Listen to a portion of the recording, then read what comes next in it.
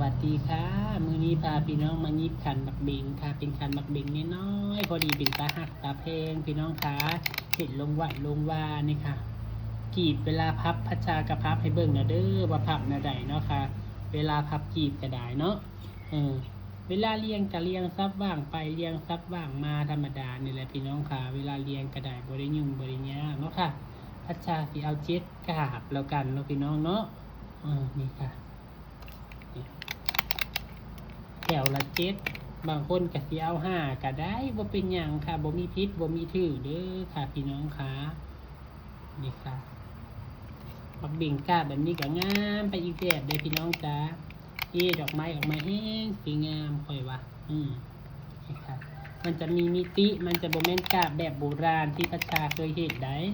เห็นบ่กาบมันจะมีมิติแนวนี้เห็นบ่ยิบทำง่ายๆนี่แหละค่ะใส่มือกำไปพร้อมให้เข้ารูปเข้าทรงค่ะ